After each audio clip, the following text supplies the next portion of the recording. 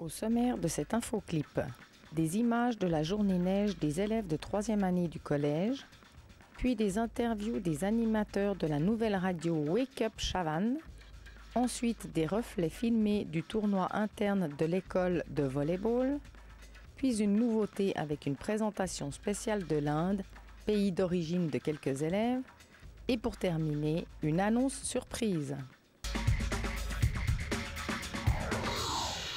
Nous sommes le vendredi 6 février 2004, nous sommes à Semans avec les 3e années collège pour passer une journée ici avec le beau temps, la neige, le ski, le snow et les luges. Voici quelques images.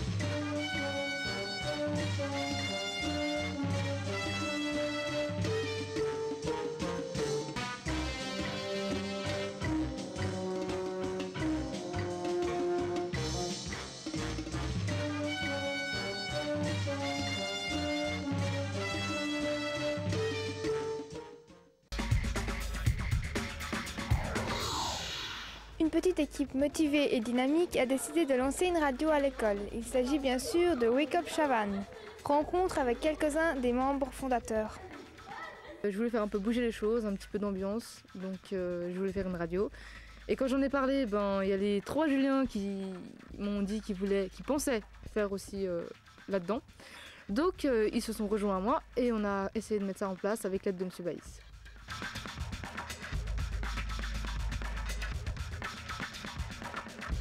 En fait, c'est venu de Shaima, premièrement. Nous, on pensait le faire comme travail de maturité, mais au dernier moment, en fait, on a changé, on a décidé de faire ça juste pour le fun. Et puis voilà, et puis c'est elle qui a tout organisé. Nous, on est là que pour dire nos trucs. Donc ça, c'est pas trop long. Il faut juste aller chercher sur internet les films. Enfin, moi, je fais sur les films, donc les films qui vont sortir. Et puis après, il faut juste les écrire, faire un petit texte, une petite introduction, et puis voilà. Bonjour et bienvenue à Wake Up Chavannes. Comme tous les lundis, on commence l'horoscope avec les béliers. Moi je présente l'horoscope toutes les semaines. Généralement je vais sur internet, parce que je suis pas trop voyant en fait. Donc ouais, je vais sur internet et puis je trouve des choses intéressantes. Sous la houlette de M. Carrier, une dizaine d'équipes ont participé au tournoi interne de volleyball. Ce sont des élèves de 2e maturité qui ont remporté cette sympathique manifestation sportive.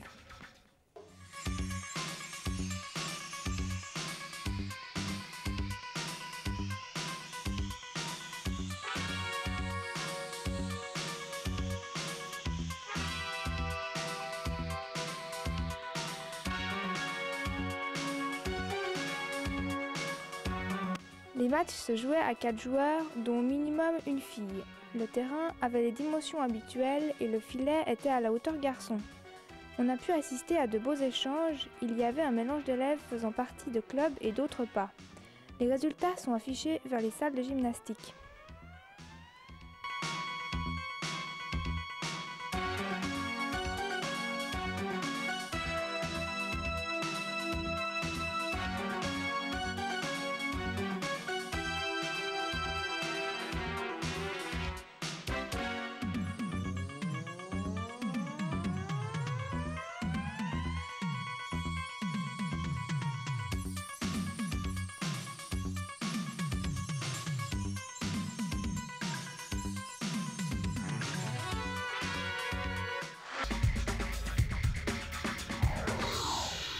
Nous souhaitons vous présenter divers pays ou régions représentés par certains élèves de l'école.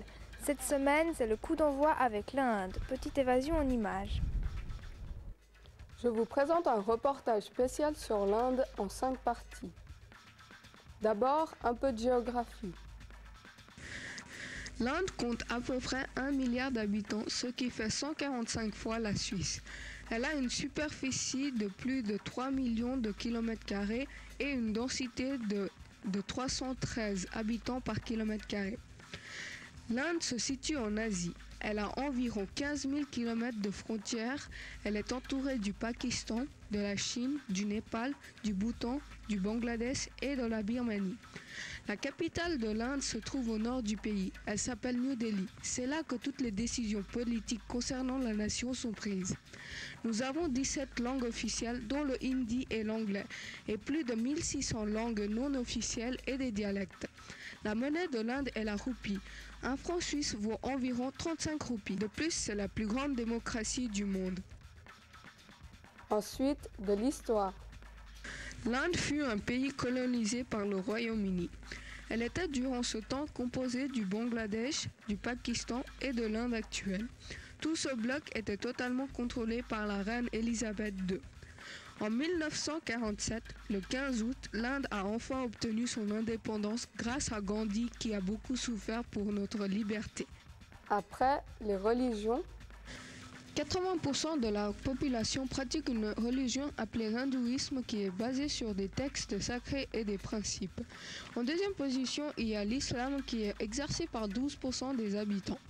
Le reste de la population pratique les religions comme le sikhisme, le bouddhisme, le jainisme, le christianisme, le judaïsme et le zoroastrisme. Les religions font partie de l'une des qualités de l'Inde. Le monde entier est étonné de voir qu'un aussi grand pays comme l'Inde, composé de plusieurs religions et multiculturel, soit encore très uni. Puis Gandhi qui a dit la fameuse citation « Ta vie est trop courte pour être petite ». Gandhi était une personnalité très importante du XXe siècle qui a lutté contre la colonisation britannique afin d'obtenir l'indépendance pour son pays, l'Inde, avec les principes de la non-violence et de la paix. Finalement, je vais vous faire rêver avec le fameux Taj Mahal. Le Taj Mahal est l'un des monuments indiens les plus connus situé à Agra. C'est un chef-d'œuvre de l'art moghol.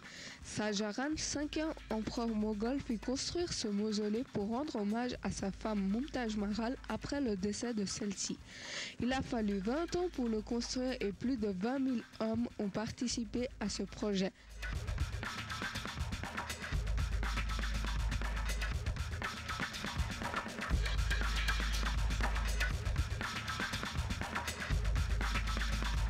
Ça fait environ 14 ans. Je suis arrivée en 1990. Je vis ici depuis 1994, donc ça fait 10 ans. Je suis née ici.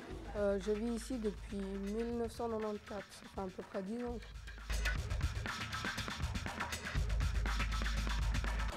Environ tous les 2 ans, parce que ça coûte cher en fait. J'y vais 2 fois par année. Une fois en 2 ans comme ça. Tous les ans. Aux fêtes nationales indiennes et il y a d'autres fêtes religieuses. Le festival Onam, c'est une tradition qui vient du sud, c'est la fête de la moisson. C'est des fêtes, c'est le jour de l'indépendance. Religieuses des fois, par exemple le Diwali, c'est une des fêtes les plus connues en Inde. Il y a beaucoup de différences entre les gens pauvres et puis les gens riches en Inde. Et ici, on voit pas du tout la pauvreté, tandis que là-bas, on voit que ça. La famille est davantage privilégiée. On donne beaucoup plus d'importance au cercle familial qu'ici, je pense. La culture, elle est vraiment différente dans le sens que déjà les filles et les garçons, ils sont séparés. Il y a beaucoup de pauvreté, pénurie d'eau, il y a des bidonvilles. L'Inde, c'est un pays en voie de développement, donc on ne peut pas tellement comparer un pays industrialisé comme la Suisse et un pays en développement comme l'Inde.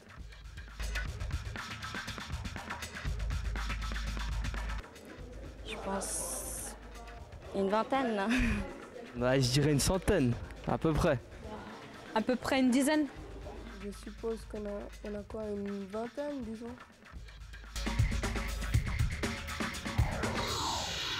On a un groupe d'élèves motivés. On a voulu faire un peu bouger les choses à l'école. Et justement, on a décidé de se regrouper, de s'unir tous pour pouvoir créer cette association, une association d'élèves justement, qui nous permettra notamment de faire des fêtes, d'aider certains élèves et aussi d'agir en tant que médiateur entre profs et élèves. Il y a plusieurs moyens de diffusion, comme on le dit.